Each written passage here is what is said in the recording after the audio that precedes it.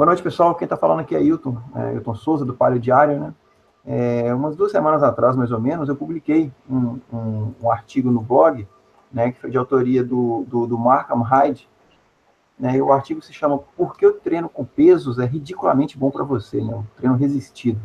E isso me gerou uma chuva de e-mails e alguns questionamentos, né, e a maioria dos quais eu não sou habilitado para responder, né? Então, para tentar sanar essas dúvidas, né, eu chamei alguém que entende do negócio infinitamente mais do que eu.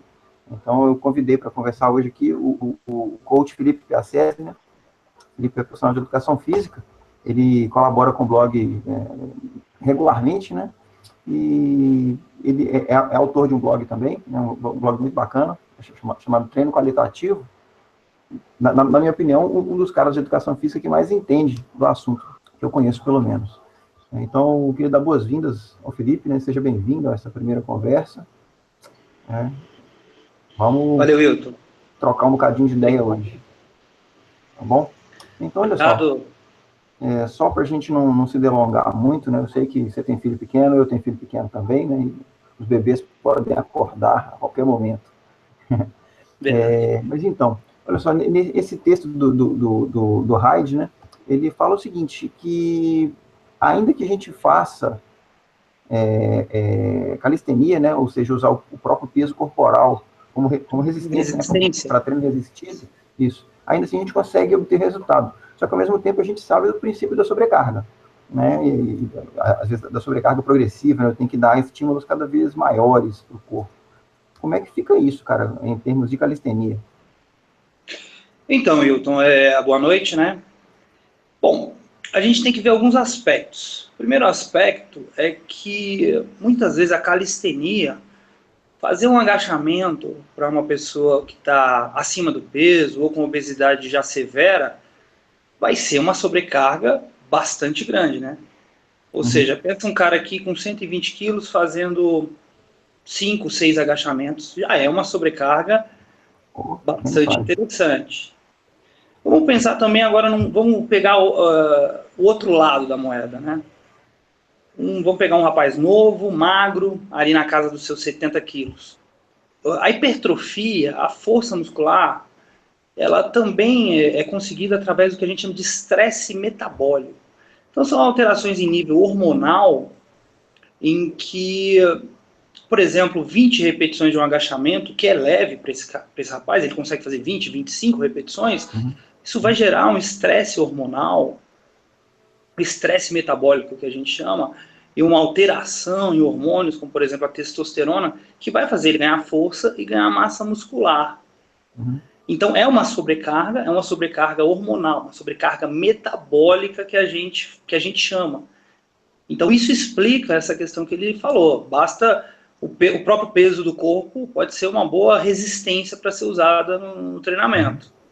Então, no caso desse, uma pessoa que já está no peso ideal, né? O cara está eutrófico, a ideia, então, é que para que ele consiga ter algum tipo de ganho, ele vai ter que, então, caprichar mais no número de repetições, por exemplo? Pode ser.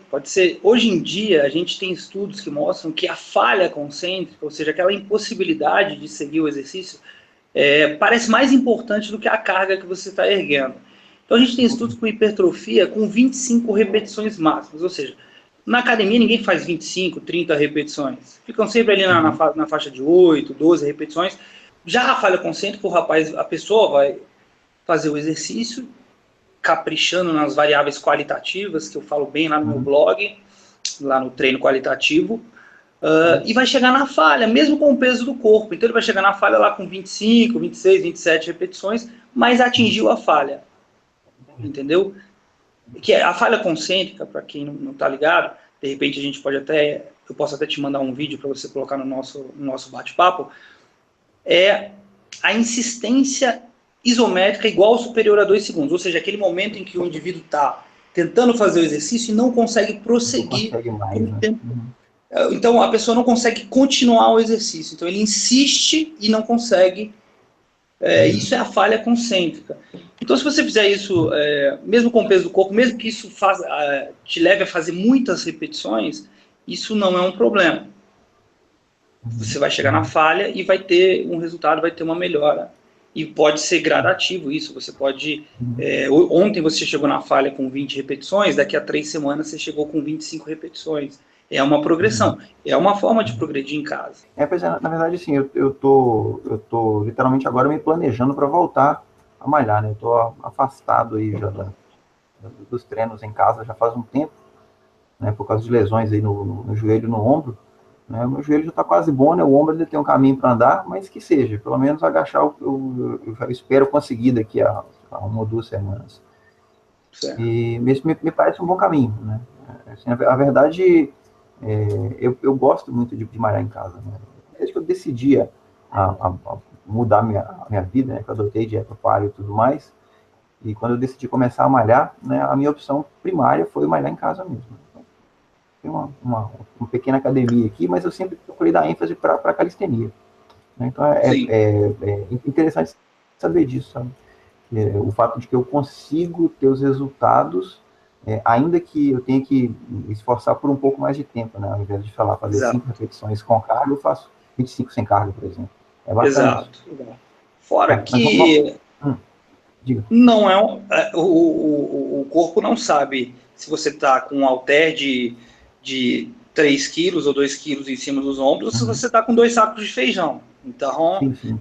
Também é uma forma de você colocar carga no seu agachamento, sem nenhum problema. Durante um tempo, antes de eu ter lesionado o ombro, eu improvisei um cinto de pesos para fazer barra, que era um daqueles, sabe aqueles macarrão de piscina, aquelas boiazinhas de piscina.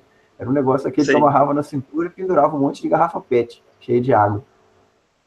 É uma resistência, sem dúvida nenhuma. É uma possibilidade. Parecia uma árvore de Natal, assim, cheia de coisa pendurada. É uma possibilidade. Era bacana. Era bacana. Tá, mas só para a gente não se perder aqui, né, não se delongar muito. Peraí que tá passando Ouviu? A rapa, eu vi. Mas então, uma outra coisa também é a seguinte, sempre que a gente fala em musculação, a gente tem a tendência a entender, até pela própria palavra, né? Fala, musculação fortalece o músculo. Né? Só que o texto também fala em fortalecimento de esqueleto, de tendão, de ligamento. Então, um bocado de gente perguntou. Né? Eu queria que você falasse um pouco mais sobre isso. Certo. Sobre os tendões, poucas pessoas sabem, mas o tendão também hipertrofia. Uhum. Então, inclusive, tem uma questão muito importante. Eu já presenciei esse tipo de lesão, de rompimento de tendão em usuários de anabolizantes. Por quê? Porque o tendão hipertrofia, mas ele hipertrofia de uma maneira muito mais lenta. Então, o que acontece? O sujeito toma anabolizante, a fibra muscular se desenvolve demais, consequentemente ganha muita força e passa a subitamente pegar mais carga e o tendão não aguenta. Então, o tendão O tendão é aquela parte, explicar aqui rapidamente, é a parte que conecta a parte mais carnuda do músculo, né, que a gente chama de ventre muscular, ao osso. É o finalzinho do músculo, esse é o tendão. Então, tensionar o tendão através da musculação vai fazer com que ele ganhe diâmetro, consequentemente ele fique mais resistente a lesões que podem acontecer no dia a dia, escorregou, tropeçou na escada, enfim. Isso também vai trazer mais segurança para a articulação e para o tendão. Os ligamentos tensionados vão se tornar ligamentos mais saudáveis, as articulações, o movimento da articulação sob tensão vai ter uma produção de líquido sinovial adequada, ou seja, literalmente não vai engripar a articulação, e os ossos tensionados vão aumentar a densidade mineral óssea, o que também vai tornar o osso mais resistente, e futuramente isso vai ser muito importante, né? A gente tende a não pensar no futuro hoje, com 30, 40 anos, a gente tende a não pensar no futuro, mas se você for olhar para sua avó, para sua vizinha mais velha, vai ter aquela fratura, osteopenia, osteoporose, e a musculação vai evitar esse quadro, simplesmente evitar esse quadro e ter uma velhice, né, autônoma e segura, né?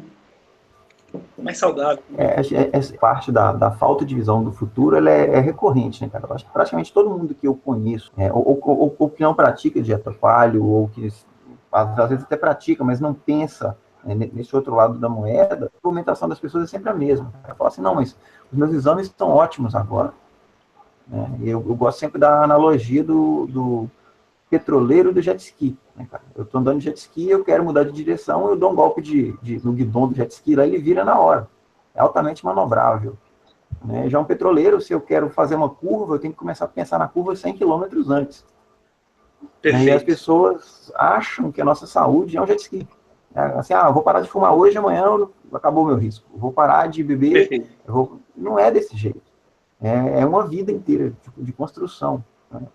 Um caso que eu gosto de citar sempre, que a avó de um amigo meu, ela fumou até os 75.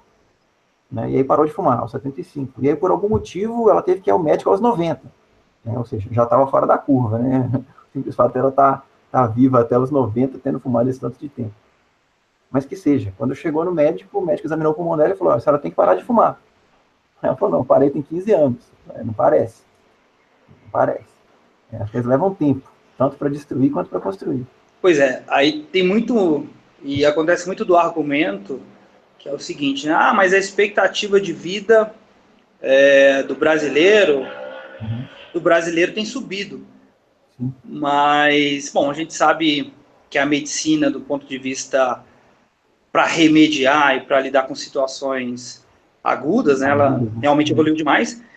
Mas eu gosto muito da frase do Dr. Eric, né, que é um médico aqui de Brasília, que trabalha com alimentação paleo, defende uma vida mais natural, exatamente, defende uma vida mais natural igual a gente. Ele fala assim, não, as pessoas não vivem até os 75 anos, elas sobrevivem até os 75 anos. Então, eu tenho diversas alunas, né, a mulher, ela tem uma tendência a se cuidar mais, que estão ali na faixa dos 50, 60 anos, que os maridos estão literalmente acabados, vivem no médico, problemas de saúde constantes. Né? As mulheres ainda tentam se cuidar mais, né? Mas os homens pensam muitas vezes só em trabalho, enfim, prazeres imediatos, tudo aquilo que a gente já falou, tudo aquilo que o pessoal que segue a gente já sabe. E muitas vezes também o cara acaba caindo na espiral do medicamento, né, cara? Não sei se você viu aquele texto lá do Carlos Baiman, chama Medicina da Doença. Que é um texto, ele tem um tom satírico, né, mas o fundo é de verdade.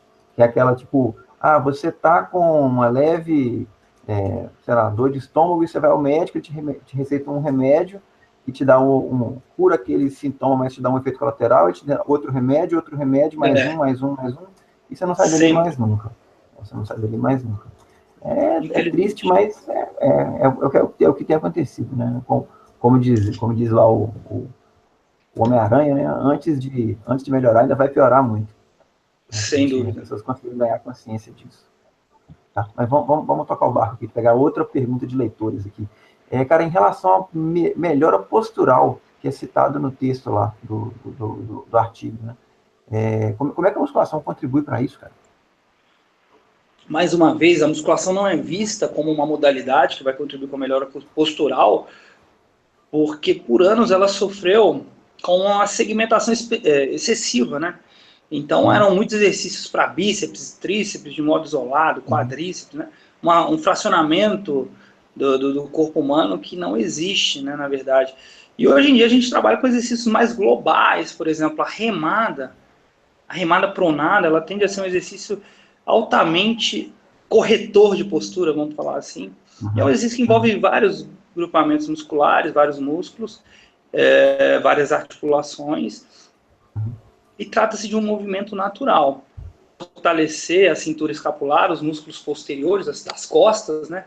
Como também a lombar, né? A musculatura da lombar, que é tão comum que as pessoas sintam dores e reclamem de dores nessa musculatura. Então, a questão é exatamente essa.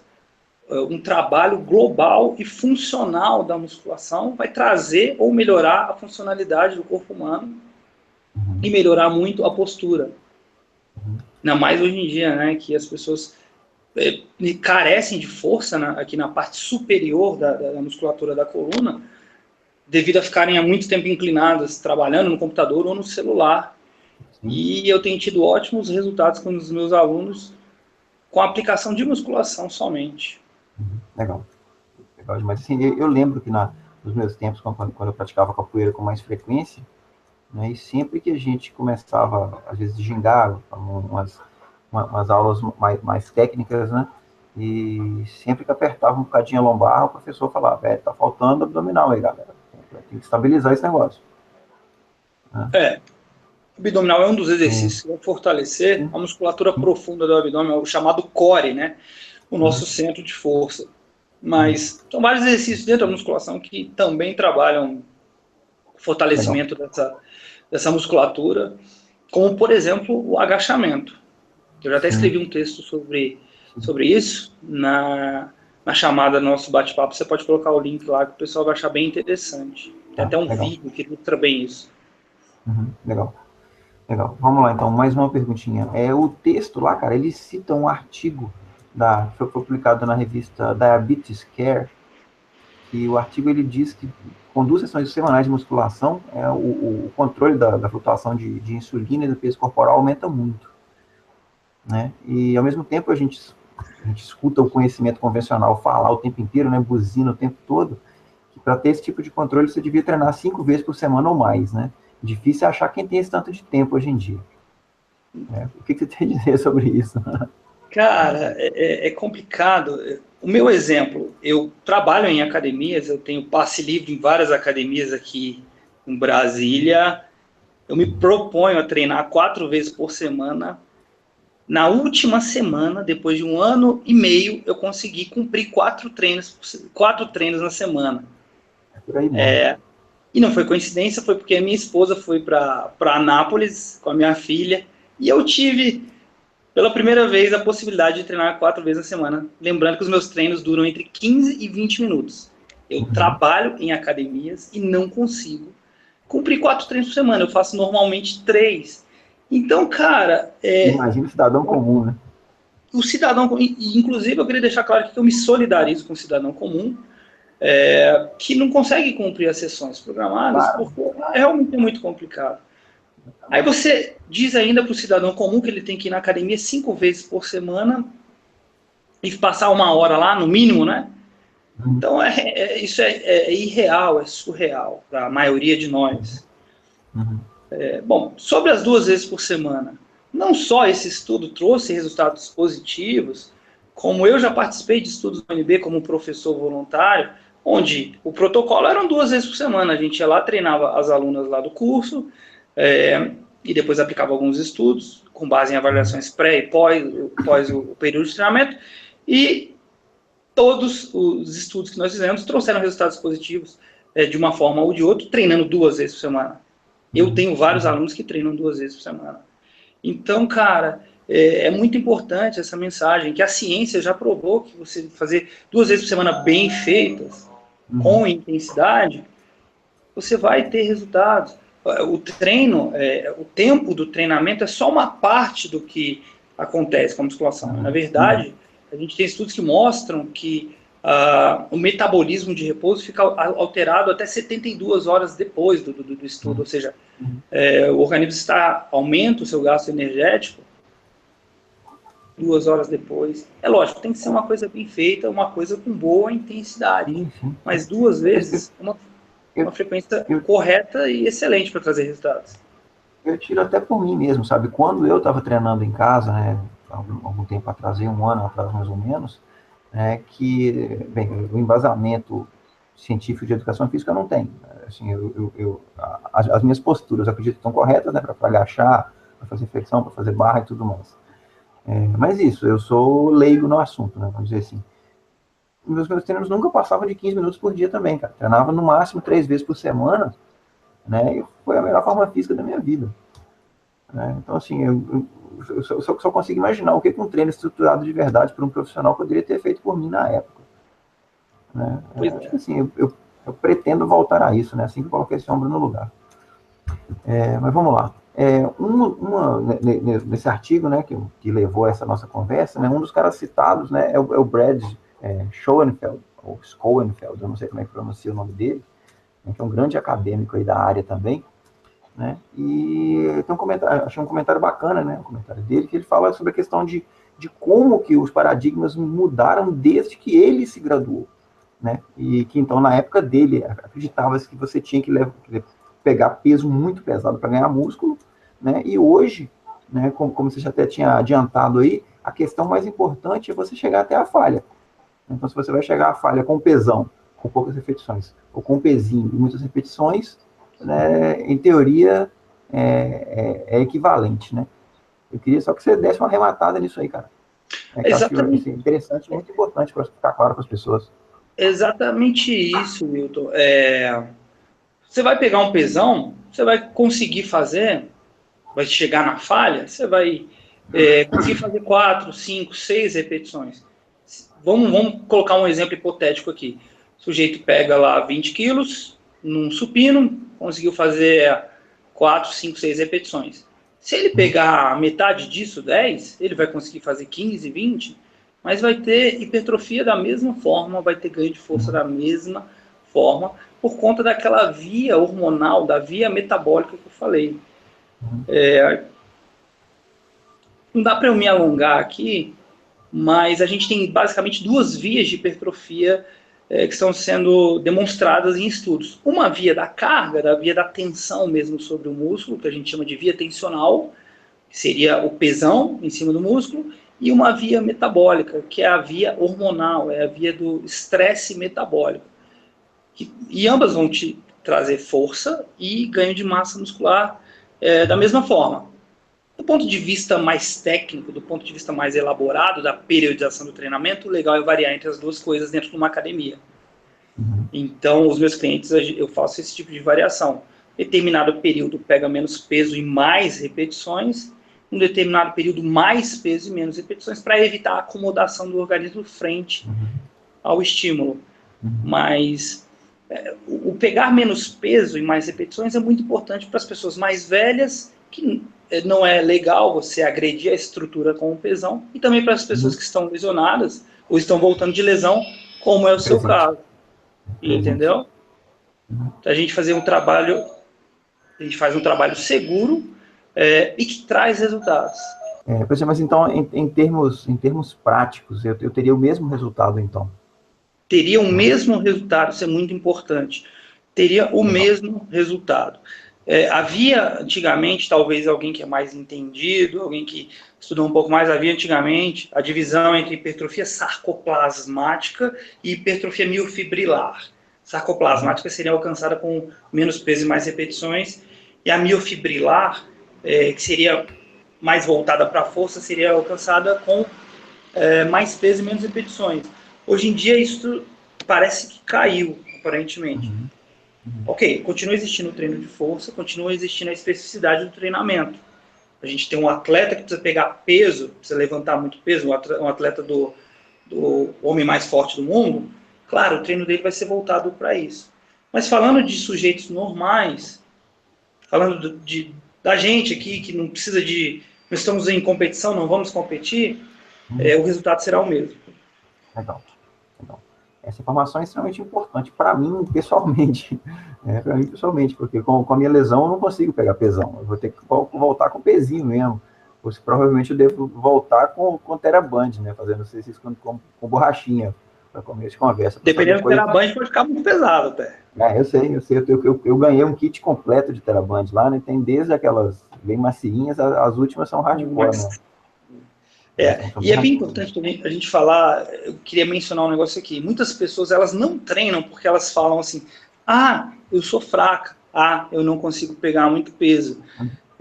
O ponto não é esse, o ponto é você ir lá na academia, você não está competindo, você não está disputando, o ponto é fazer o seu melhor, o seu máximo individual. Entendeu? Não tem essa. Oi? Seu personal record. Pois por aí, bater o seu recorde pessoal, ser melhor que você no dia anterior. Exatamente. Melhorar sempre. Cara, mas isso então, assim, a compilação de perguntas que eu recebi por e-mail, né, o resumo de todas foi isso aí mesmo, né? Foram algumas dezenas de e-mails que eu recebi, mas no agrupamento foram esses questionamentos mesmo. Bacana. Você tem mais alguma coisa a acrescentar, cara? Não, acho que não que eu me lembre agora. Matamos tudo com relação ao texto, matamos tudo. Pois é, acho que vai sanar dúvidas de um bocado de gente. Felipe, queria te agradecer então, cara, pela disponibilidade. Eu sei que você tem um dia corrido aí, né, tá chegando do trabalho agora, e mais bebê para cuidar também. Né? É verdade. Então, agradeço, né, pelo seu tempo. Tá bom? Foi um prazer, foi um prazer. Conta comigo aí. A gente se fala mais para frente um pouquinho. Grande abraço, Valeu. cara. Um abraço. Tchau, tchau. Valeu.